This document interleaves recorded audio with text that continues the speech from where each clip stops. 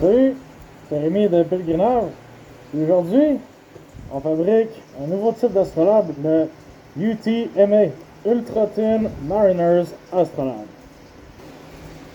Oh yeah!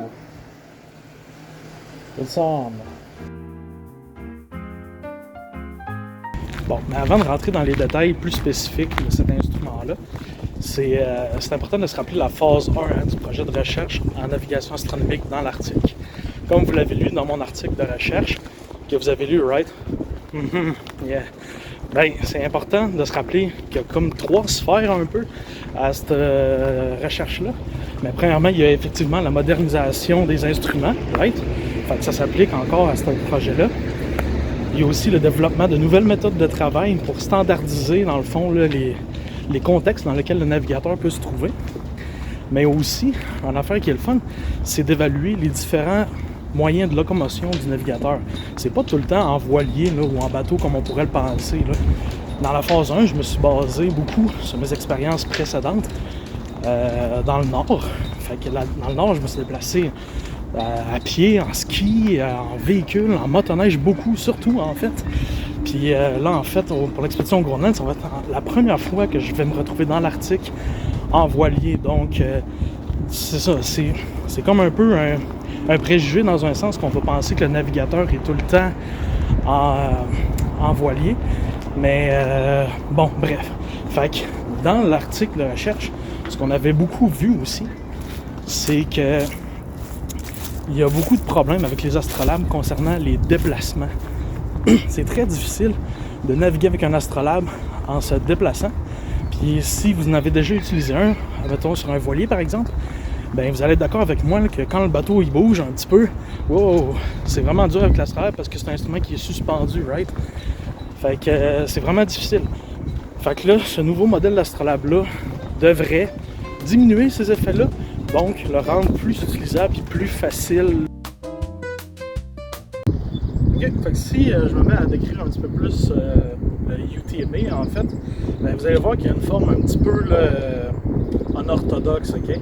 Puis si je pars de bas vers le haut, ben, le gros changement principal, c'est ces nouvelles rods de tungstène là, en fait, qui servent à alourdir puis à baisser le centre de gravité là, de l'instrument, ok? En fait, le centre de gravité, là, il est environ là, ici sur l'instrument, fait que c'est vraiment génial parce que ça permet de stabiliser très bien l'instrument. Si, mettons, je le laisse ballotter, ben, il vient se stabiliser super vite. Là. Normalement, un panneau continuerait là, encore et encore.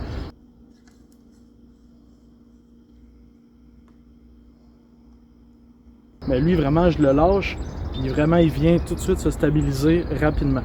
Donc ça, c'est avantageux. Ça l'immunise pas au ballottement là, du bateau ou au mouvement, mettons, en motoneige ou quelque chose comme ça. Ça l'immunise pas, mais ça diminue le problème. L'autre changement, dans le fond, qui a été apporté, c'est que j'ai vraiment épuré au maximum l'astrolabe. Je l'ai vidé au maximum, tellement qu'il n'y a même plus les chiffres là, de la graduation. Là. J'ai vraiment laissé ça là, le strict minimum pour limiter le plus possible la résistance au vent lors des déplacements ou quand il y a des bourrasques. Fait que ça va quand même avoir de l'impact, c'est sûr, parce que veux pas, ça va accrocher sur la structure, mais ça va vraiment limiter l'impact.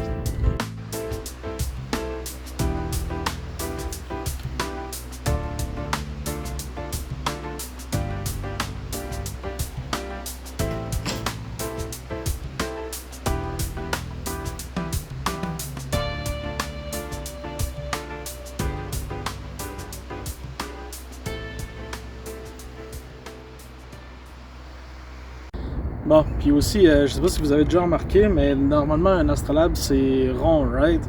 Mais moi je me suis dit, fuck it, let's make a square. Ça c'est juste moi là, qui fais des affaires funky, là. Vous êtes vraiment pas obligé de faire pareil. Quoique c'est original, I guess. L'autre affaire, j'ai fait plein d'affaires un peu loufoques. Je sais pas si vous voyez bien, là, mais la lidade elle se rend même pas jusqu'à l'extrémité. Mais ça c'est juste moi là, qui fais des affaires bizarres. Si jamais vous en commandez un en boutique, on va s'arranger pour que ce soit vraiment fonctionnel et que vous soyez capable de l'utiliser à 100%. Hein? On s'entend. Puis, anyway, c'est un prototype. Puis aussi, l'autre affaire qui est funky que vous avez sûrement remarqué, c'est que le trône est à l'intérieur, alors que normalement c'est supposé être à l'extérieur. Hein? Parce que là, si j'arrive puis je monte, paf, paf, ça accroche en haut, hein? On a un problème. Mais c'est pas bien grave parce que dans le fond, moi je l'ai fait pour le projet de recherche.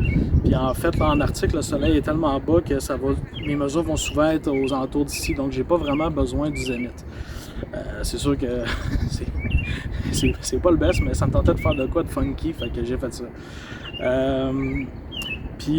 Ouais, si on descend, on a parlé du tungstène tantôt, hein, pour baisser le centre de gravité.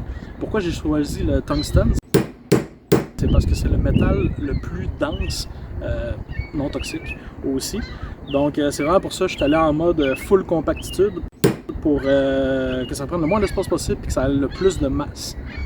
Mais là, je vois venir, puis pourquoi est-ce que j'aurais juste pas fait un Astrolabe 100% en métal pour avoir un maximum de poids? Ben, c'est pas stupide comme question. Mais dans le fond, je voulais rester fidèle là, à l'atelier Pilgrimage puis faire quand même l'instrument en bois. Puis je voulais aussi créer une grosse disparité là, avec l'instrument. Fait que le bois il est hyper léger, hein, puis hyper épuré. Puis le poids est vraiment en bas là, avec le tungstène. Là, donc ça descend là, le centre de gravité de façon encore plus drastique, comme le ratio si on veut, là, que s'il avait été 100% en métal. Ah, puis dans le fond, j'ai oublié une dernière petite affaire. Là. Pour la peinture, là, c'est sûr que vu qu'il n'y a pas beaucoup là, d'espace et que c'est vraiment mince, je peux pas faire tout ce que je fais normalement. Fait que c'est sûr qu'il faut penser à ça. Là. En tout cas, ça c'était la petite capsule artistique.